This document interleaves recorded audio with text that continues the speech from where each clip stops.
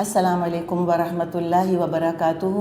वालेकुम अस्सलाम वरहमतुल्लाहि वबरकातुहू। नहमदुहू व नुसल्ली अला रसूलिहिल करीम। अम्मा बाद फ़अऊज़ु बिल्लाहि मिनश शैतानिर रजीम। बिस्मिल्लाहिर रहमानिर रहीम। रब्बि इश्रह ली सदरी व यस्सिर ली अमरी वहलुल उक़दतम मिन लिसानी यफ़क़हू क़ौली। सूरत अन्निसा आयत नंबर 19 से हम शुरू करेंगे। इस आयत का एक टुकड़ा अल्हम्दुलिल्लाह हम कर चुके, लेकिन चूँकि आयत मुकम्मल नहीं हुई थी लिहाजा कंटिन्यू करने के लिए हम शुरू से करेंगे और फिर जहाँ से हमारी तफसीर रह गई थी वहीं से इंशाअल्लाह ताला फिर हम तफसीर को लेके चलेंगे। तो सूरह निसा आयत नंबर 19 फरमाया, या अय्युहल्लज़ीना आमनू, ए लोगो जो ईमान लाए हो। इस अंदाज़े ख़िताब को देखें, इसके बारे में हम पहले भी बात कर चुके हैं कि सातों आसमानों के ऊपर से अर्श पर अल्लाह ताला मौजूद है और वहाँ से अल्लाह ताला पुकार रहा है, निदा आ रही है। किसके लिए आ रही है? ए लोगो जो ईमान लाए हो उनके लिए। मिसाल के तौर पे कोई हुक्म देना हो किसी को और हम कहें ए आकिल, ए अक्लमंद इंसान, वो बड़ा कॉम्प्लीमेंट इसको लेगा और जिस चीज़ का उसको हुक्म दिया जा रहा है, जो तकाज़ा उससे किया जा रहा है, उसको पूरा करने में भरपूर अक़ल से काम लेगा। तो यहाँ भी अंदाज़ देखें, या अय्युहल्लज़ीना आमनू, ए लोगो जो ईमान लाए हो। तो मोमिन जो होगा भरपूर ईमान की रोशनी में इन अहकामात पर अमल करने की कोशिश करेगा। उसको बहुत बड़ा कॉम्प्लीमेंट लेगा कि अल्लाह ने मुझको ईमान वाला कहा है, अब मुझको ईमान के तकाज़े पूरे करने हैं। कोई बहानेबाजी नहीं, कोई फतवा फरोशी नहीं, कोई हीला साजी नहीं, कोई क़ानून में लूप होल निकालना या कोई तरीक़ा निकालना कि इस पर अमल ना करना पड़े, ये तो ईमान का तकाज़ा नहीं होता। ईमान का तकाज़ा क्या होता है? जब अल्लाह ताला पुकारे या अय्युहल्लज़ीना आमनू, ए लोगो जो ईमान लाए हो, मोमिन कहता है कि लब्बैक, या अल्लाह मैं तो हाजिर हूँ, जो हुक्म होगा करूँगा। समेना व अताना, हमने सुना और हमने इताअत करी, और जो हुक्म होगा मैं सुनूँगा। हम क्यों कह रहे हैं? हम मुज़क्कर का सीगा क्यों इस्तेमाल कर रहे हैं? हालांकि हम ये पढ़ते आए हैं कि या अय्युहल्लज़ीना आमनू में मोमिन मर्द और मोमिन औरतें दोनों शामिल होती हैं। ये जनरल रूल तो ऐसा ही है, लेकिन सियाक़ और सबाक़ बाज़ दफ़ा हमें ये बता रहा होता है, करीना हमको ये बता रहा होता है कि हो सकता है कि यहाँ ख़िताब सिर्फ़ और सिर्फ मर्दों से हो। तो ये वो जगह है, यहाँ ख़वातीन मुखातिब नहीं हैं। यहाँ मोमिन मर्द को अच्छी तरह सुनने की ज़रूरत है। अल्लाह ताला यहाँ ख़िताब सिर्फ़ मोमिन मर्दों से कर रहा है, यहाँ ख़वातीन का ताल्लुक़ नहीं है। ख़वातीन के तो हुकूक़ का यहाँ पर तकाज़ा किया जा रहा है और अल्लाह ताला औरतों के बिहाफ पर मोमिनों से, मोमिन मर्दों से तकाज़ा कर रहा है। अल्लाह उनका हक़ दिलवा रहा है। तो सोचें कि जो औरत का हक़ अदा नहीं करेगा, एक तो औरत की हक़ तलफ़ी तो कर ही रहा है, दूसरे वो अल्लाह का हक़ भी अदा नहीं कर रहा। तो बात खाली औरत की नहीं है, इसके अंदर अल्लाह का हक़ भी शामिल है। औरत तो हो सकता है मज़लूम हो, बदला ना ले सके, अल्लाह मज़लूम नहीं हो सकता। जो अल्लाह का हक़ अदा नहीं करेगा तो अल्लाह ताला खूब सज़ा देना भी जानता है और अल्लाह ताला फिर अपना हक़ लेना भी जानता है, और अल्लाह ताला उन लोगों से निमट भी सकता है जो हुकूक़ अदा नहीं करते। तो कोई औरत को बेसहारा समझ के उस पर ज़्यादती और जुल्म करने से पहले सोच ले कि उसका दरअसल साबका किससे पेश आ रहा है। इसलिए कि हमने कुरान में पढ़ा है, अल्लाह ताला फरमाता है अल्लाहु वलियुल मोमिनीन, अल्लाह मोमिनों का वली है, मोमिन औरतों का भी अल्लाह वली है। तो क्या फरमाया यहाँ पर, या अय्युहल्लज़ीना आमनू, ए लोगो जो ईमान लाए हो, ला यहिल्लु लकुम अन तरिसुन निसाअ करहा, तुम्हारे लिए हलाल नहीं है कि ज़बरदस्ती औरतों के वारिस बन बैठो। हलाल नहीं है तो क्या है? एब्सोल्यूट हराम, बिल्कुल हराम है। हम इसके बारे में बात कर चुके, आप तफसीर देख सकते हैं। दूसरी क्या चीज़ हराम है? वला तादुलुहुन्ना लितज़हबू बिबादि मा आतैतुमूहुन, और ना ये हलाल है कि उनको तंग करके उस महर का कुछ हिस्सा उड़ा लेने की कोशिश करो जो तुम उन्हें दे चुके हो। तो महर लेना हलाल नहीं है बीवी से वापस, اس کا مطلب ہے جو بیوی کو مہر دیتا ہی نہیں یا دے کر واپس لیتا ہے تو وہ کیا کھا رہا ہے؟ سود کو تو ہم حرام سمجھتے ہیں، رشوت کو ہم حرام سمجھتے ہیں، بیوی کا مہر جو کھاتا ہے وہ حرام کھاتا ہے، اور اس کو ہم حرام سمجھتے ہی نہیں۔ کسی کا حق ہے جو کہ دبا لیا گیا، اس کو مہر نہ دے کر یا زبردستی تنگ کر کے اس سے مہر واپس لینے کی کوشش کرنا۔ مراد کیا ہے یہاں پر؟ مراد یہ ہے بیوی کو رکھنا نہیں چاہتا، طلاق دینا نہیں چاہتا۔ کیوں نہیں طلاق دینا چاہتا؟ مہر چلا جائے گا، واپس تو نہیں ملے گا۔ واحد ایک ہی صورت ہے جس میں کہ بیوی کو مہر لوٹانا ہوتا ہے، وہ سورہ بقرہ میں ہم پڑھ چکے، وہ ہے خلا کی صورت، کہ اگر بیوی خلا لیتی ہے تو پھر اس سے تقاضا کیا جا سکتا ہے کہ وہ مہر یا مہر کا کچھ حصہ واپس کرے۔ حالانکہ سورہ بقرہ میں جو احکامات طلاق کے اور خلا کے آئے ہیں، ذرا ایک دفعہ دوبارہ سے ان کو پڑھ کے دیکھیں، وہاں بھی ہم یہ دیکھیں گے کہ بار بار ایک طرح سے انکریج کیا گیا ہے، ایک طرح سے ابھارا گیا ہے مردوں کی مردانگی کو کہ تم سخی بنو، تم دینے والے بنو، تم واپس لینے والے مت بنو۔ ایک تو دینے والے بنو، دو اوپر سے دے کے واپس مت لو۔ یہ بھی کہا گیا ہے کہ وَلَا تَنْسَوُا الْفَضْلَ بَيْنَكُمْ، آپس میں ایک دوسرے پر فضل کرنے کو بھول مت جاؤ۔ جب اللہ نے تم کو درجہ دیا ہے تو میگنانیمس بھی تم کو زیادہ ہونا چاہیے، مردانگی بھی تم میں زیادہ ہونی چاہیے اے مردوں، تو نہ لو تو بہتر ہے۔ لیکن اس میں بہرحال قانونی طور پہ گنجائش ہے، اخلاقی طور پہ کہا کہ نہیں کرو، ایمان کا تقوی کا تقاضا ہے مت لو۔ ہاں، قانونی سطح پر اگر رہنا چاہتے ہو تو تمہیں حق دیا گیا ہے کہ اگر بیوی خلا لے رہی ہے تو تم اپنا مہر واپس مانگ لو۔ اب یہاں پر صورتحال کیا ہے کہ شوہر کو بیوی کو نہیں رکھنا، طلاق کیوں نہیں دے رہا؟ کہ مہر نہیں ملے گا۔ کب مہر ملے گا؟ جب وہ خلا لے گی۔ تو کوشش یہ کرتے تھے بعض مرد کہ اتنا تنگ کریں بیوی کو، اتنا تنگ کریں بیوی کو کہ مجبوراً وہ یا اس کے جو ولی ہیں پیچھے، اس کے والد یا اس کے بھائی یا چچا یا کوئی اور جو ولی ہیں، وہ پھر مجبوراً کہیں کہ بھئی ٹھیک ہے، تم اس کو ہم خلا لیتے ہیں، تم اس کا مہر واپس لے لو، ہماری بیٹی خلا لے رہی ہے، یا بیوی کہے کہ میں خلا لے رہی ہوں۔ اس سے روکا گیا ہے، اس لیے کہ نیتوں کا حال تو دیکھیں، اللہ جانتا ہے نا، دنیا میں جو عدالتیں ہیں وہ تو قانون پر فیصلے کریں گی، اور انما الاعمال بالنیات، اور اعمال کا دار و مدار تو نیتوں کے اوپر ہے۔ یوم تبلی السرائر، ہم پڑھ چکے ہیں 30ویں پارے میں، وہ دن ہوگا قیامت کا جب تمام راز ٹٹول لیے جائیں گے، وحصل ما فی الصدور، جو سینوں کے اندر ہے وہ حاصل کر لیا جائے گا۔ تو اللہ تعالیٰ انصاف کے ساتھ فیصلے کر لے گا، اور ہم نے بار بار قرآن میں پڑھا اور آگے بھی پڑھیں گے کہ اللہ تعالیٰ ذرہ برابر ظلم نہیں کرتا۔ تو جس نے ظالمانہ طریقے سے یہ طریقہ اختیار کیا، اچھی خاصی بیوی کو اتنا ستایا کہ خلا لینے پر مجبور ہو گئی، تو پھر ٹھیک ہے، اللہ کے ہاں معاملہ ہوگا، لیکن روکا جا رہا ہے کہ ایسے مت کرنا۔ واحد ایک صورت کیا ہے کہ جب بیوی کو خلا لینے پر مجبور کر سکتا ہے شوہر، وہ ایک ایکسیپشن بتا دیا، اور یہ بڑا ریئر ایکسیپشن ہے، یہ عام حالات میں ایسے ہوتا نہیں، اور وہ کیا ہے؟ الا ان یاتینا بفاحشۃ مبینہ، مگر یہ کہ وہ کسی صریح بدچلنی کی مرتکب ہوں۔ اس کے بارے میں ہم بات کر چکے، کردار کی خرابی ہے، کھلم کھلا نشوز ہے ان کے اندر، گھر کا نظام نہیں چل رہا، شوہر کے مقابلے میں ہر وقت بغاوت ہے، اور جو مقصد تھا شادی کا کہ ایک پرسکون گھرانہ آباد ہو، وہ مقصد حاصل نہیں ہو رہا۔ تو اگر اس قدر تم مجبور ہو گئے ہو کہ کسی طرح تم بیوی کو بسا نہیں پا رہے، تم نے اپنی طرف سے پوری کوشش کر کے دیکھ لی، وہ نہیں بس سک رہی، کوئی کردار کی خرابی اتنی بڑی ہے جس سے کہ شادی کا مقصد جو ہے وہ مجروح ہو رہا ہے، یا بچوں کے لیے وہ ماحول مناسب نہیں ہے۔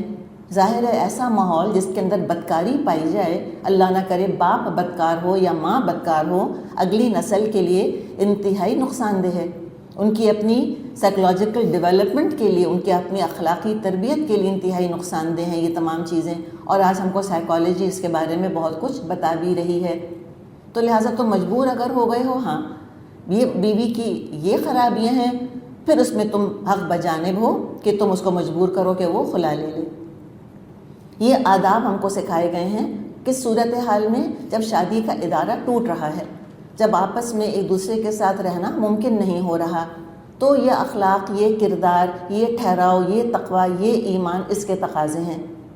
تو سوچیں کہ جو اسلام طلاق یا خلا کی صورت میں اس اخلاق کا مظاہرہ کرنے کی ترغیب دے رہا ہو، تو جب یہ ادارہ قائم ہے تو پھر کس اخلاق کا مظاہرہ کرنا چاہیے مردوں کو؟ ہم خود اندازہ لگا سکتے ہیں کہ جب گھر بس رہا ہے تو کیسے بسانا چاہیے۔ اب اس کی طرف ہم آ رہے ہیں کہ جب ایک مرد اور ایک عورت نکاح کر لیتے ہیں، پھر وہ آپس میں مل کر معاشرہ بناتے ہیں۔ عین شین را، یہ اس کا روٹ ورڈ ہے، اسی سے معاشرہ لفظ بنتا ہے۔ ہم نے اسی سے پھر آشا یا یشو بھی دیکھا تھا، ملتے جلتے لفظ ہیں۔ دیکھیں، عین یا شین اور عین شین را۔ عربی زبان میں یہ خاص ایک انداز ہے الفاظ کا، اللہ نے چاہا تو کبھی ہم اس پر بات کریں گے۔ لیکن عین اور شین تو کامن ہے دونوں کے اندر، فرق کیا ہے؟ ایک لفظ کا فرق ہے، ایک ہے عین شین را، ایک ہے عین یا شین۔ تو آشا یعیشو، زندگی گزارنا، کیسے گزارتے ہیں؟ انسان کون ہے؟ انسان کو کیا کہا جاتا ہے کہ human beings are social animals. ان کو تو مل جل کر رہنا اچھا لگتا ہے، ان کو تنہا رہنا اچھا نہیں لگتا۔ تو زندگی کیسے گزاری جاتی ہے؟ آشا یعیشو کیسے ہوتا ہے؟ معاشرہ کے تھرو مل جل کر رہتے ہیں۔ تو یہ اس لیے کلیئر کر دیا کہ کہیں غلط فہمی ہم کو یہ نہ ہو جائے کہ عاشروہن کا روٹ ورڈ عین یا شین ہے۔ اس کا روٹ ورڈ عین یا شین نہیں ہے، عین شین را ہے۔ لیکن زندگی گزارنا کیسے گزارنا؟ آپس میں ربط و رشتہ داریاں ہوتی ہیں، آپس میں معاشرہ بنتا ہے۔ معاشرہ لفظ بھی اسی سے بنا ہے۔ عشیر بھی لفظ ہم قرآن کے اندر پڑھیں گے، عشیر ساتھی، ساتھ رہنے والا۔ تو یہ جو معاشرہ پورا بنتا ہے، کارنر سٹون کیا ہے اس کا؟ نکاح کا ادارہ، انسٹیٹیوشن آف میرج۔ تو اس کو بہترین طریقے سے نبھانا ہے۔ یہ بیج ہے معاشرے کا، جتنا بیج صحت مند ہوگا اتنا درخت صحت مند ہوگا۔ سارا ایموشنل کشن اسی ادارے پر ڈپینڈنٹ ہے، اسی پر دار و مدار ہے۔ اگر معاشرے کے اندر خوشی چاہتے ہیں، ذہنی سکون چاہتے ہیں، نفسیاتی صحت چاہتے ہیں، تو شادی شدہ ادارے کا صحت مند ہونا انتہائی اہم ہے، اور اس کی ذمہ داری بہت بڑی مردوں پر آتی ہے۔ آگے انشاءاللہ خواتین سے بھی اللہ تعالیٰ خطاب کرے گا، ان کی ذمہ داری بھی ان کو بتائے گا۔ لیکن یہاں مردوں سے کہا جا رہا ہے کیا؟ کہ اگر پرسکون معاشرہ چاہتے ہو، اور اے مرد اگر تم سکون چاہتے ہو خود اپنی ذات کے لیے، تو اس ہستی کو پرسکون رکھنا ہے جس کے پاس اللہ نے تمہارا سکون رکھوا دیا ہے۔ سورہ روم میں ہم پڑھ لیں گے کہ اللہ تعالیٰ نے جو جوڑے بنائے، کیوں بنائے؟ لِتَسْكُنُوا إِلَيْهَا، تاکہ تم سکون حاصل کرو اس کے پاس۔ تو جو بیوی کو بے سکون کرے گا وہ خود سکون سے رہ نہیں سکے گا، معاشرہ پرسکون ہوگا نہیں۔ اتنا اہم ہے عورت کا سکون، کسی بازار میں نہیں ملتا، کہیں سے حاصل نہیں کیا جا سکتا۔ سب سے قیمتی متاع، جس کو کہ سکون کو یا خوشی کو الٹیمیٹ کرنسی کہتے ہیں آج کل سائیکالوجی میں، is the ultimate currency. Ultimate currency کس کے پاس رکھوائی اللہ نے؟ مرد کے پاس کہ عورت کے پاس؟ عورت کے پاس۔ اور عورت بھی کس رشتے میں؟ عورت کئی رشتوں میں ہوتی ہے، ماں کے پاس نہیں، بہن کے پاس نہیں، بیٹی کے پاس نہیں، بیوی کے پاس۔ کتنی اللہ تعالیٰ نے عزت افزائی فرمائی، کتنا قیمتی بنایا ہے اللہ تعالیٰ نے عورت کو۔ یہ حدیث آتی ہے ابن ماجہ میں، عمر رضی اللہ عنہ نے عرض کیا، یا رسول اللہ صلی اللہ علیہ وسلم، ہم کون سا مال جمع کریں؟ آپ صلی اللہ علیہ وسلم نے فرمایا، تم میں سے ہر ایک کو شکر گزار دل، ذکر کرنے والی زبان، اور مومنہ بیوی جو آخرت کے بارے میں تمہاری مددگار ہو، حاصل کرنے کی کوشش کرنی چاہیے۔ حدیث میں آتا ہے نا کہ دنیا ساری کی ساری برتنے کی جگہ ہے، برتنے کا سامان ہے۔ وَخَيْرُ مَتَاعِ الدُّنْيَا الْمَرْأَةُ الصَّالِحَةُ، اور دنیا کی بہترین قیمتی ترین متاع، قیمتی ترین سامان کیا ہے؟ اچھی بیوی۔ تو اس کو پرسکون رکھو اور اس کے ساتھ بھلے طریقے سے گزر بسر کرو. وعاشروہن بالمعروف، اس کے ساتھ بھلے طریقے سے زندگی بسر کرو. کئی چیزیں ہم نے اس کے بارے میں پچھلی دفعہ دیکھی تھیں. اس میں بات ہم نے یہ کی تھی کہ عاشروہن بالمعروف میں جہاں بہت ساری چیزیں آتی ہیں وہاں یہ بھی آتا ہے کہ اگر کوئی غلطی دیکھے بیوی کی تو اس کی اصلاح کرے، لیکن کرٹیسائز کرنے کو روٹین نہیں بنانا چاہیے. یہ عاشروہن بالمعروف کے خلاف ہوگا. کہیں کوئی عیب ایسا ہو جو اس کو نقصان پہنچائے یا دوسروں کی دنیا خراب کر رہا ہو یا اس کی آخرت بگاڑ رہا ہو تو بیوی کی عاقبت کی فکر کرنا یہ بھی شوہر کی رسپانسبلٹی ہے. اس لیے کہ قیامت کے دن شوہر سے بیوی کی عبادت یا بیوی کے معاملات کے بارے میں پوچھ گچھ ہوگی. بیوی سے نہیں ہوگی اگر شوہر نے نماز نہیں پڑھی. اللہ بیوی سے نہیں پوچھے گا کہ میاں نے نماز کیوں نہیں پڑھی تھی. شوہر سے پوچھے گا کہ تمہاری بیوی نے کیوں نہیں عمل کیا تھا. اگر اس نے کوشش کی تھی شوہر نے اور پھر بیوی نے بات نہیں مانی تو وہ بری ذمہ ہو جائے گا. لیکن اگر اس نے کوشش بھی نہیں کی تھی بیوی کو دین پر چلانے کی اور نعوذ باللہ الٹا روکا تھا دین پر عمل کرنے سے، پھر تو اللہ کے ہاں ہو سکتا ہے کہ مجرم قرار پائے. تو عاشروہن بالمعروف میں یہ بھی آتا ہے کہ اس کے دین کی حفاظت کرے، اس کو دیندار باعمل مومنہ بنائے. جو قرآن نے احکامات دیے ہیں ایک عورت کو بھرپور سپورٹ کا مظاہرہ کرے، اس کا ساتھی بنے ان چیزوں کے اندر، اور کوئی اگر اس کے اندر غلطی دیکھے تو اس کی اصلاح کرے. اور بیوی کے لیے خود کو صاف ستھرا رکھے، خود کو سجائے. تو ہم نے یہ بات کی کہ اوور کرٹیکل نہیں ہونا چاہیے. یہ وہ روزمرہ کا روٹین نہیں ہے، یہ once in a while, once in a blue moon کبھی بٹھا کر، اور criticism not for the sake of criticism, سمجھا کر اعتماد اس کا جیت کر اور اس کو بتا دے. اور روٹین کیا ہونا چاہیے؟ کمپلیمنٹ کرنا، تعریف کرے، اس سے الفاظ سے محبت کا اظہار کرے. کبھی اگر وہ تقاضا کرے کہ آپ نے تو مجھ سے کہا ہی نہیں کہ آئی لو یو، تو یہ نہ کہیں کہ ہاں کما کے تو لا کے دیتا ہوں تم کو. نہیں، الفاظ کی اپنی تاثیر ہوتی ہے. مٹیریل چیزیں تو ہیں اپنی جگہ یقیناً، لیکن عورت کے کان اپنے شوہر سے یہ سننا چاہتے ہیں کہ میرا شوہر مجھ سے محبت کرتا ہے، وہ اظہار محبت چاہتی ہے. اس لیے کہ بہرحال اللہ نے اس میں مرد کے مقابلے میں جذبات زیادہ رکھے ہیں. وہ بلیک اینڈ وائٹ نہیں سوچتی، وہ بہت جلدی ہرٹ بھی ہو جاتی ہے، بہت جلدی وہ خوش بھی ہو جاتی ہے. اللہ تعالیٰ نے اس کو اس طرح سے بہت نازک اور بہت خوبصورت بنایا.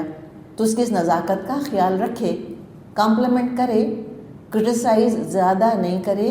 نمبر 3، کمپیئر نہیں کرے. یہ عاشروہن بالمعروف میں ہے. کسی دنیا کی عورت سے اپنی بیوی کو کمپیئر نہیں کرے کہ دیکھو فلاں ایسی ہے اور تم تو ایسی ہو، وہ تو ایسا پکاتی ہے اور تم تو ایسا پکاتی ہو. یہ عورت کی سیلف رسپیکٹ کو کچل دینے والی چیزیں ہیں. اور ویسے بھی کمپیریزن کوئی اچھی چیز نہیں ہے. یہ تو کسی بھی رشتے میں نہیں کرنا چاہیے. اولاد کا بھی اولاد سے کمپیریزن نہیں کرنا چاہیے کہ اچھا ایک بھائی ایسا ہے اور دوسرے تم تو دیکھو ایسے ہو، دیکھو آپا تو ایسی ہیں اور تم تو ایسی ہو. وہ تو ویسے بھی نہیں کرنا چاہیے. اور بیوی کو تو کبھی نہیں کمپیئر کرنا چاہیے. یا تو کیا ری ایکشن ہوگا کہ انتہائی غمزدہ ہو جائے گی، یا یہ ری ایکشن ہوگا کہ بالکل پھر وہ انڈیفرنٹ ہو جائے گی. وہ اتنی زیادہ ہرٹ ہوگی کہ اپنے پر ونیر چڑھا لے گی کہ مجھے پرواہ ہی نہیں ہے تمہاری، جو مرضی کہتے رہو، جس کو ہم کہتے ہیں سٹبن ہو جانا، ڈھیٹ ہو جانا. اس لیے کہ انسان جب بہت زیادہ ہرٹ ہوتا ہے تو ایک ری ایکشن ہوتا ہے اس کا، پھر وہ پریٹینڈ ایسے کرے گی کہ تمہاری پرواہ ہی نہیں ہے اس کو. تو یہ کبھی نہیں کرنا چاہیے. کسی عورت سے کمپیئر نہیں کرنا چاہیے. بہت اچھے طریقے سے گزر بسر کرو. آپ صلی اللہ علیہ وسلم نے فرمایا، ابن ماجہ میں یہ حدیث موجود ہے، خیرکم خیرکم لأہلہ، تم میں سے بہترین وہ ہے جو اپنے گھر والوں کے ساتھ بہترین ہو. اور یہاں گھر والوں سے مراد کون ہے؟ آپ صلی اللہ علیہ وسلم کے تو ماں باپ نہیں تھے، آپ کے تو بہن بھائی نہیں تھے. تو اہلہ سے مراد کیا ہے؟ گھر والی. ہم اردو میں بھی کہتے ہیں گھر والی. اہلہ مراد ہے بیویاں. تم میں سے بہترین شخص کون ہے؟ جو اپنی بیویوں کے ساتھ بہترین سلوک کرے. وَأَنَا خَيْرُكُمْ لِأَهْلِهِ، اور میں تم سب سے زیادہ اچھا ہوں اپنے گھر والوں کے ساتھ، یعنی اپنی بیویوں کے ساتھ میں بہترین سلوک کرتا ہوں۔ تو یہ قرآن کا بھی حکم ہے اور یہ سنت سے بھی ثابت ہے۔ تو قرآن و سنت کا ماننے والا بیوی کے ساتھ بدسلوکی نہیں کر سکتا۔ عربی زبان میں ایک محاورہ ہے، ما اکرم النساء الا کریم، عورتوں کی عزت کون کرتا ہے؟ وہ کرتا ہے عورتوں کی عزت جو خود بڑا کریم ہے، بڑا باعزت ہے۔ وما اہانہن الا لئیم، اور عورتوں کی بے عزتی نہیں کرتا مگر وہ مرد جو خود انتہائی گھٹیا ہے۔ لئیم سمجھتے ہیں ہم، حد سے زیادہ جو گھٹیا ہے، گرا پڑا ہے، بدترین کیٹیگری کا جو انسان ہے وہی عورتوں کے ساتھ برا سلوک کرے گا۔ یہ عربی کی کہاوت ہے، یعنی کہ مرد کی شرافت، اس کے کریم ہونے کا معیار کیا بتا دیا اللہ تعالیٰ نے کہ یہ دیکھو کہ اپنی بیوی کے ساتھ یہ شخص کیسا ہے۔ پھر آگے مزید سمجھایا، یعنی اگر کسی مرد کے دل میں یہ خیال آتا ہے کہ ہاں عاشروہن بالمعروف تو میں کرنا چاہتا ہوں، لیکن یہ فلاں کمی، کمزوری، خرابی ہے میری بیوی کے اندر، اس لیے میں نہیں کر سکتا، اس ایکسکیوز کا دروازہ بھی اللہ نے بند کر دیا۔ نو ایکسکیوز، کوئی تمہارے پاس بہانہ نہیں ہے کہ تم بیوی کے ساتھ اچھا سلوک نہ کرو۔ فرمایا، آیت نمبر 19 ہے، فَإِن كَرِهْتُمُوهُنَّ، اگر وہ تم کو ناپسند ہوں، فَعَسَىٰ أَن تَكْرَهُوا شَيْئًا وَيَجْعَلَ اللَّهُ فِيهِ خَيْرًا كَثِيرًا، تو ہو سکتا ہے کہ تم ایک چیز کو ناپسند کرو مگر اللہ نے اسی میں بہت کچھ بھلائی رکھ دی ہو۔ یہ دیکھیں کہ یہ کہا کہ ہو سکتا ہے تم کو وہ پسند نہ ہو، تب بھی فوراً طلاق کا مت سوچو۔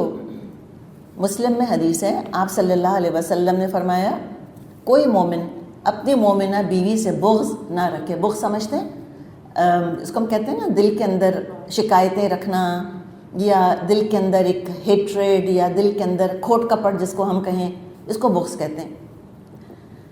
کوئی اپنی مومنہ بیوی سے بغض نہ رکھے، اگر اسے اس کی کوئی ایک عادت ناپسند ہوگی تو دوسری پسند بھی ہوگی، یعنی کہ بیوی کی کمی بیشی کو برداشت کر لو۔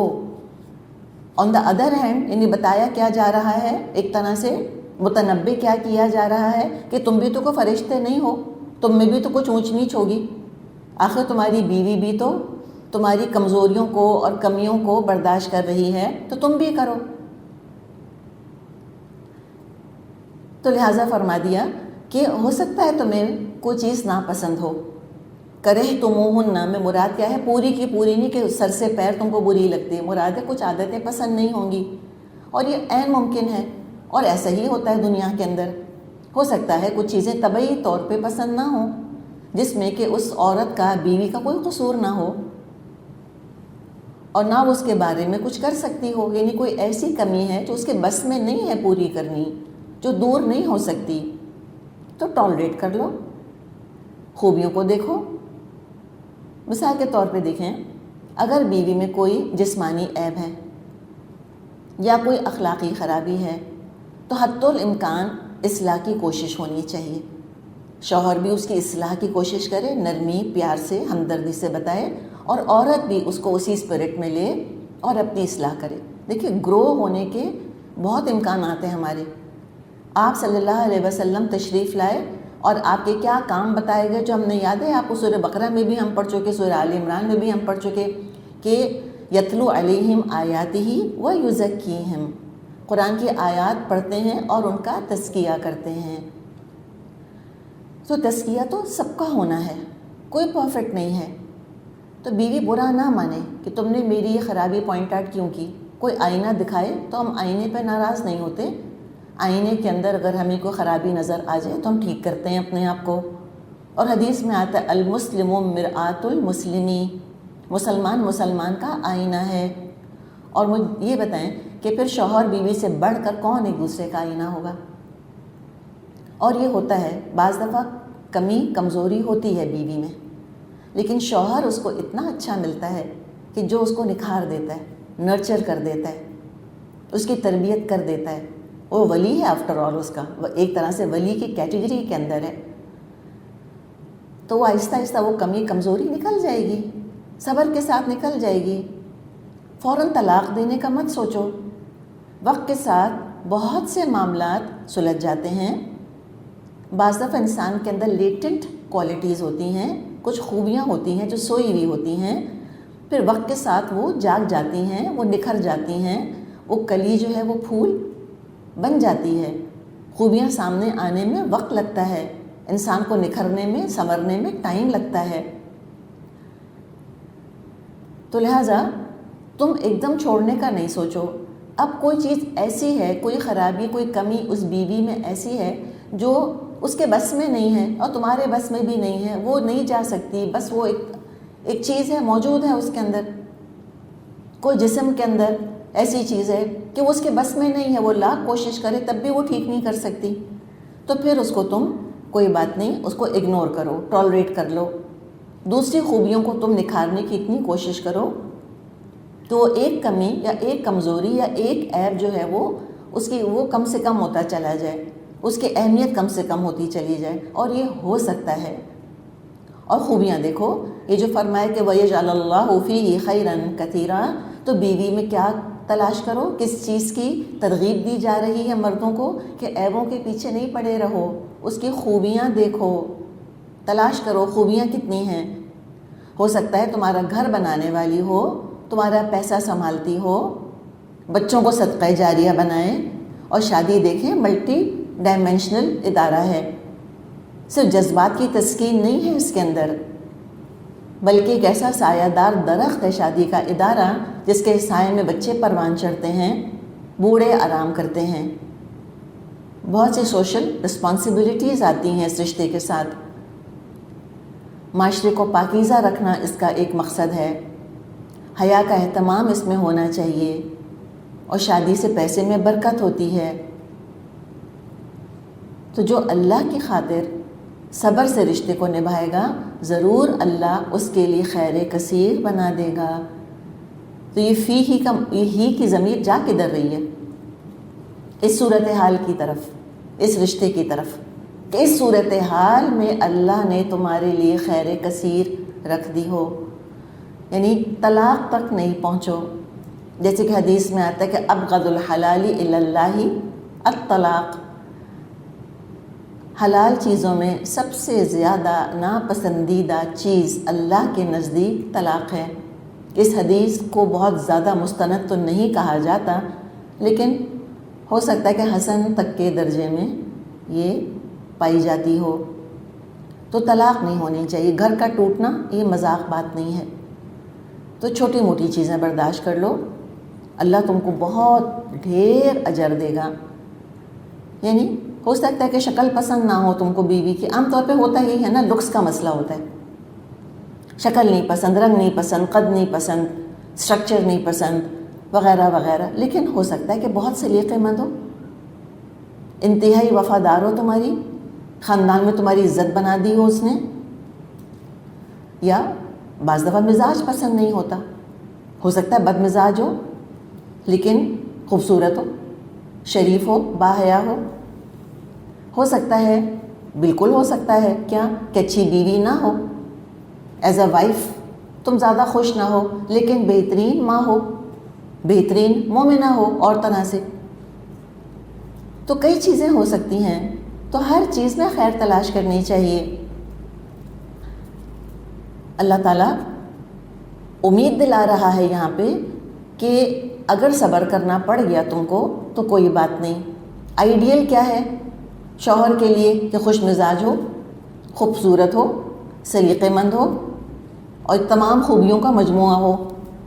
اور بیوی کے لیے بھی آئیڈیل یہی ہے، خوش مزاج ہو، خوبصورت ہو، بہت کمانے والا ہو، نخرے اٹھانے والا ہو، انتہائی خیال کرنے والا ہو، بہت پیسے والا ہو، الحمدللہ۔ لیکن قسمتیں تو اللہ نے بنائی ہیں نا، تو قسمت کی تقسیم پر بھی راضی ہو جانا چاہیے انسان کو۔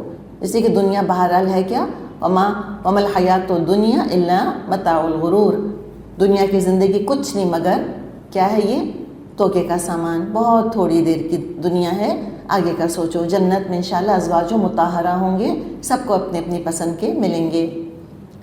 اب آگے صورتحال یہ آ گئی ہے کہ نہیں نبھ رہی اور کسی صورت نہیں نبھ رہی تو ٹھیک ہے، کوئی بات نہیں. طلاق دینے کا تم نے اگر سوچ لیا ہے تو اللہ نے دروازہ کھلا رکھا ہے، لیکن اس کے بہرحال کچھ احکامات ہیں، کچھ آداب ہیں، کچھ شرائط ہیں. اور وہ کیا ہیں وہ ہم پیچھے پڑھ چکے ہیں سورہ بقرہ میں، کچھ یہاں بھی ہیں.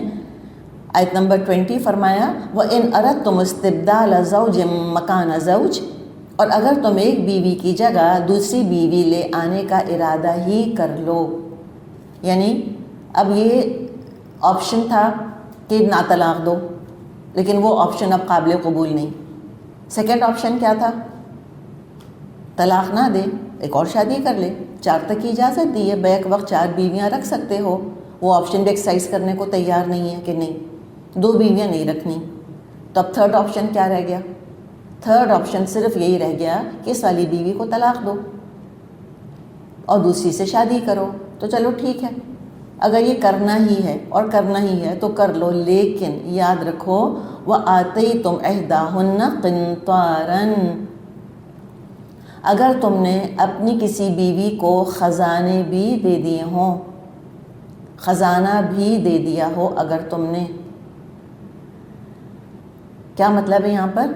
مہر یا تحفے تحائف، چاہے وہ ایک چاندی کا چھلا دیا ہو یا وہ خزانہ دیا ہو، مکان، دکان، جائیداد، ہیرے جواہرات، زیورات، سیٹ دے دیا ہو، گاڑی دے دی ہو، اس کو خزانہ بھی دے دیا ہو.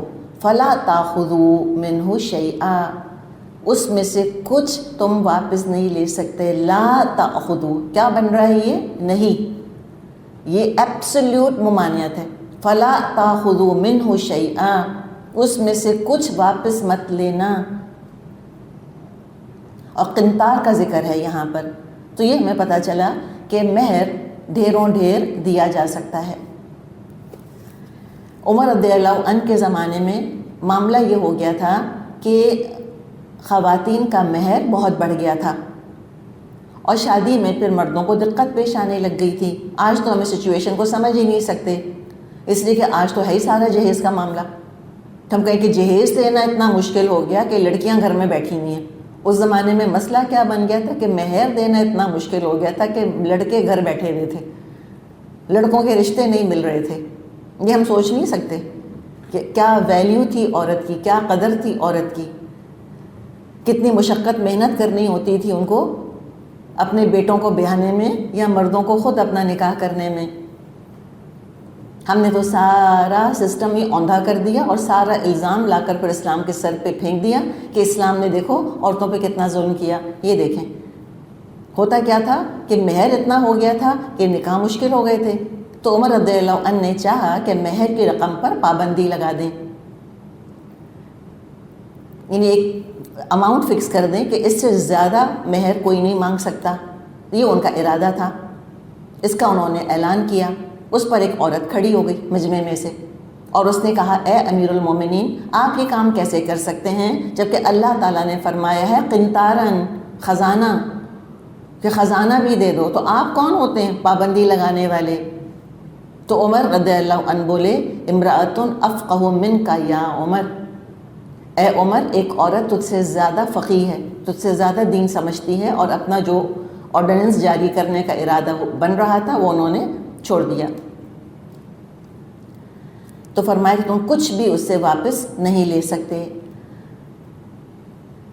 اچھا دوسری طرف بہرحال سمجھنے کی بات یہ ہے جہاں تک مہر کے ٹاپک پر ہم بات کر رہے ہیں کہ بہتر ہے کہ مہر اتنا رکھا جائے جو لڑکا آسانی سے ادا کر سکے. دیکھیں قانون اپنی جگہ، اخلاق اپنی جگہ، ہم دونوں کو ساتھ لے کے چل رہے ہیں. قانون کیا ہے؟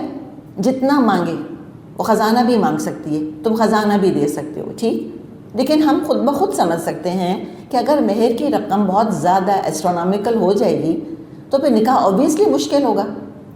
اور پھر جیسے ہم نے توبہ اور موت کے 2 دروازوں کا ذکر کیا تھا، اسی طرح یاد رکھیں کہ نکاح اور زنا 2 دروازے ہیں معاشرے کے اندر. ذاتی زندگی میں 2 دروازوں کا ذکر یاد ہے آپ کو، وہ گزر گیا. معاشرے میں دیکھیں، معاشرے میں 2 دروازے ہیں، نکاح اور زنا. جب نکاح کا دروازہ کھلا رہتا ہے اور نکاح آسان ہوتا ہے، زنا مشکل ہوتا ہے. زنا کا دروازہ کسی حد تک بند تو ہم نہیں کہہ سکتے، لیکن کم از کم وہ جو پاتھ ہے وہ نیرو ضرور ہو جاتا ہے۔ دوسری طرف اگر نکاح مشکل کر دیا جائے تو پھر زنا آسان ہو جاتا ہے۔ تو اسلام نہیں چاہتا کہ نکاح مشکل ہو، لازمی نتیجہ نکاح مشکل کرنے کا یہ ہوگا کہ زنا آسان ہوگا۔ آج دنیا میں جو زیادہ تر لوگ بعض ملکوں میں نکاح نہیں کرنا چاہتے، ریزن یہ ہے کہ انہوں نے اس کو مشکل بہت کر دیا ہے۔ کس چیز کو؟ طلاق کو بہت مشکل کر دیا، ایلیمنی بہت اس کے ساتھ بھاری لگا دی، مینٹیننس لگا دی ہے، اتنی ساری شرائط اس کے ساتھ اور لگا دی ہیں نکاح کے ساتھ کہ لوگ نکاح سے گھبرا رہے، کہتے ہیں چھوڑو بھائی کون پڑے اس کے اندر، لیٹس جسٹ لیو ٹوگیدر۔ تو وہاں پر طلاق بہت مشکل کر دی اور بعض ملکوں کے اندر نکاح بہت مشکل کر دیا، اتنی رسومات اس کے ساتھ، اتنا خرچہ اس کے ساتھ جو ہے وہ اٹیچ کر دیا گیا کہ نکاح کرنے سے پہلے انسان سوچتا ہے کہ بھئی قرضہ کہاں سے لیں گے، خرچہ کیسے پورا کریں گے۔ اسلام نے نکاح کو بھی آسان رکھا، طلاق کو بھی آسان رکھا، تاکہ زنا مشکل سے مشکل ہو جائے۔ یہ دراصل اسلام کا مزاج ہے۔ تو مہر اتنا ہونا چاہیے جو لڑکا خود آسانی سے ادا کر دے۔ آپ صلی اللہ علیہ وسلم نے فرمایا ہے کہ اعظم النکاح برکتاً، اعظم النکاح برکتاً، کہ برکت کے لحاظ سے سب سے اچھا نکاح کون سا ہوتا ہے؟ ایسرہ مؤونتاً، جس میں کم خرچ کیا جائے، ایسرہ مؤونتاً، کہ اس میں ہلکا پھلکا خرچ کیا جائے، تو کم خرچ بالا نشین والی بات ہے۔ تو یہ تو بات یہاں پر آ گئی کہ تم مہر واپس نہیں لے سکتے۔ اور اب پھر ذرا ان سے خطاب دیکھیں کس طرح کیا جا رہا ہے۔ اتاخذونہ بہتانا و اثما مبینا، کیا ان پر بہتان لگا کر اور صریح ظلم کر کے تم کچھ واپس لوگے؟ اس کا تعلق بتائیں کون سی آیت سے بن رہا ہے؟ یہ رہا یہاں پر آیت نمبر 19، الا ان یاتینا بفاحشۃ مبینہ، یا اس سے اس کا تعلق جوڑ رہا ہے یہاں پر آیت نمبر 19 کا اس آیت نمبر 20 سے۔ آیت نمبر 19 بھی بہت طویل ہے، اس میں ٹکڑا آیا تھا الا ان یاتینا بفاحشۃ مبینہ، ہاں کہ اگر واقعی کو کسی فحش حرکت کو آئیں تب تم پریشر ڈال کے اور ان سے مہر واپس لے سکتے ہو۔ یہ حقیقی صورتحال ہے، حقیقت میں وہ کسی فحاشی کا ارتکاب کر رہی ہیں، تب تو کر بھی سکتے ہو۔ یہاں پر کیا ہے کہ تم نے فحاشی کا بہتان لگایا بیوی کے اوپر، صرف کس لیے بہتان لگایا؟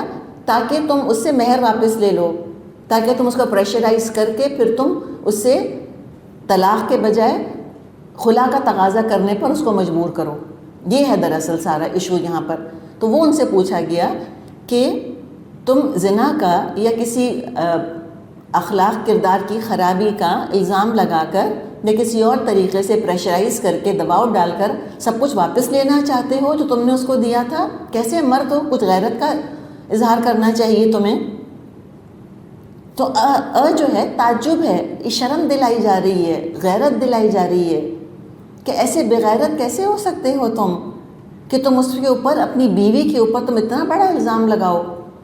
تو مرد بنو، غیرت کا، مردانگی کا، شیولری کا ثبوت تو کیسے تم اس پر بہتان لگا کر یہ کام کر سکتے ہو؟ اور جب تم بیوی پر بہتان لگاؤ گے تم اس کی عزت پہ حملہ کرو گے، کیا تمہاری عزت زد میں آئے گی کہ نہیں آئے گی؟ بتاؤ،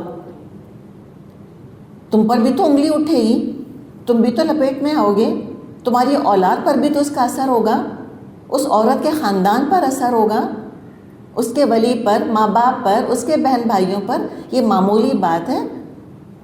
فحاشی کا الزام، جھوٹا الزام لگانا، سچا الزام بھی بہت بڑی چیز ہے بھائی، سچا تو الزام نہیں ہوگا، یعنی کہ اگر سچ بھی اس کے اندر ہے تو بھی بہت بڑی چیز ہے فحاشی، بے حیائی۔ کہاں کہ جھوٹا الزام لگا دیا تم نے، کہاں سے کہاں تک لوگوں کو ڈسٹرب کر دیا، اپنی عزت تم نے داؤ پہ لگائی، اپنے بچوں کا سکون تم نے ڈسٹرب کیا کہ تم نے معاشرے کے اندر ایک بات پھیلا دی کہ میرے بچوں کی ماں بد کردار تھی، نعوذ باللہ۔ تمہاری عزت لپیٹ میں آئے گی، اس لڑکی کے ماں باپ اور بھائیوں کا، بہنوں کا سوچو، ان پر کیا گزرے گی۔ تو یہ کوئی معمولی بات نہیں ہے جس کا یہاں پر اللہ نے ذکر کیا اور وارن کیا کہ اتاخذونہ بہتانا و اثما مبینا، کیا تم ان پر بہتان لگا کر اور صریح ظلم کر کے واپس لوگے؟ چند ٹکوں کے لیے، تھوڑے سے پیسوں کے لیے یہ کام کرو گے؟ اور پھر مزید وَكَيْفَ تَأْخُذُونَهُ، آخر تم اسے کس طرح سے لوگے؟ وہ مہر کی رقم تم آخر کیسے واپس لوگے؟ وہ مکان تم نے جو دے دیا، وہ پلاٹ تم نے جو دے دیا، وہ زیورات جو تم نے دے دیے، کس طرح تم واپس لوگے آخر؟ یعنی don't even think about it. وقد افضى بعضكم الى بعض، جبکہ تم ایک دوسرے سے لطف اندوز ہو چکے ہو. وَأَخَذْنَ مِنْكُمْ مِيثَاقًا غَلِيظًا، اور وہ تم سے پختہ عہد لے چکی ہیں. کیسے واپس لے سکتے ہو؟ تم ایک دوسرے کے آگے بے پردہ ہو چکے ہو، تم ایک دوسرے سے لطف اٹھا چکے ہو، اتنا قریب ترین تعلق قائم ہو چکا. اور ہم جانتے ہیں کہ دنیا کا سب سے قریب ترین تعلق جسمانی لحاظ سے شوہر اور بیوی کا ہوتا ہے. اللہ نے لباس کہا ایک دوسرے کا، ہن لباس لکم وانتم لباس لہن، وہ تمہارے لیے لباس کی طرح ہیں، تم ان کے لیے لباس کی طرح ہو. اور جو اپنے لباس پر چھینٹے اڑاتا ہے تو اپنے اوپر اڑا رہا ہے بنیادی طور پہ. تو کہا کیسے تم مجھ سے کچھ لے سکتے ہو؟ تم تو ایک دوسرے کے آگے بے پردہ ہو گئے ہو اور تم سے وہ گاڑھا عہد لے چکی ہیں، میثاقاً غلیظاً، پختہ عہد لے چکی ہیں. اللہ کے نام پر تم نے ان کو اپنے لیے حلال کیا. نمبر 1 یہ ہے پختہ عہد، اللہ کا نام لیا تھا تم نے، اللہ کے نام پر تم نے ان کی شرمگاہوں کو حلال کیا تھا اپنے لیے. نمبر 2 گواہوں کے سامنے اقرار کیا. نمبر 3 اعلان کیا، اعلنوا ھذا النکاح، جیسے کہ حدیث میں آتا ہے اعلان کرو نکاح کا. سب کو تم نے بتایا کہ یہ تمہاری بیوی ہے، تمہاری شریک زندگی ہے. پھر تم نے مہر دیا اس کو، پھر تم نے ولیمہ کیا، تم نے لوگوں کو کھلایا پلایا اس خوشی میں، تم اس کے ساتھ بے پردہ ہوئے. تو اس کو میثاقاً غلیظ کہا گیا ہے. اتنا پختہ تم سے عہد لیا ہے انہوں نے. اور حقیقت ہے کہ نکاح کا رشتہ انتہائی اہم ہے. سورہ نساء میں ہم دیکھیں کئی احکامات الحمدللہ اب تک پڑھ چکے ہیں، اور سورہ بقرہ میں بھی، اور ہم نے وہاں بھی بات کی تھی کہ یہ جو نکاح کا رشتہ ہے یہ معمولی رشتہ نہیں ہے. اس پر وراثت کی تقسیم کا دار و مدار ہے، اس پر نسب کا دار و مدار ہے، اس پر محرم نامحرم کی تقسیم کا دار و مدار ہے. کسی اور رشتے دار کے مرنے پر ایسا سوگ نہیں ہے جیسا شوہر کے مرنے پر بیوی ظاہر کرتی ہے. 4 مہینے 10 دن، کتنا گاڑھا عہد ہے یہ کہ 4 مہینے 10 دن وہ سوگ کی حالت میں رہتی ہے، ہار سنگھار نہیں کرتی، نکاح نہیں کرتی، وہ سوگ میں رہتی ہے باقاعدہ. تو جب تم نکاح کر رہے تھے تو سوچو اس عورت کے ولی سے، اس عورت کے والد سے کتنے وعدے کیے ہوں گے، کتنا یقین دلایا ہوگا، کتنا اطمینان دلایا ہوگا ان کو کہ میں خوش رکھوں گا، میں ذمہ داری اٹھاؤں گا، میں خیال رکھوں گا. تو اب تم اتنے سے پیسوں کے لیے تم بدنام کرنا چاہتے ہو اپنی ہی بیوی کو، اپنے ہی لباس کو گندا کرنا چاہتے ہو. کیسے کر سکتے ہو؟ مرادے ہرگز نہیں کر سکتے. تو جس میں بھی ذرہ برابر ایمان ہوگا وہ 100 دفعہ سوچے گا بیوی کے ساتھ معاملہ کرتے ہوئے یا بدسلوکی کرتے ہوئے. اور اتنے کڑوے معاملے طلاق کی صورت میں بھی وہ انتہائی تقوی کے ساتھ معاملہ کرے گا. سچی بات ہے، تقوی کی ضرورت سب سے زیادہ پڑتی ہی وہاں پر ہے جہاں کوئی ایسا معاملہ کرنا پڑ جائے جو انسان کو ناگوار لگ رہا ہے. پھر پتہ چلے گا کتنا ایمان ہے اور کتنا اللہ کا خوف ہے اور کتنا آخرت پر یقین ہے. اور یہاں تک نکاح کی بات ہوئی ہے. اس کے بارے میں ایک حدیث بھی ہم کو ملتی ہے جو مہر دے کر واپس لینا. آپ صلی اللہ علیہ وسلم نے فرمایا ہے کسی کو تحفہ دے کر واپس لینے والا ایسا ہے جیسے کتا قے کر کے چاٹ لے. اگر اب بھی غیرت نہیں آئے گی تو پھر کب آئے گی؟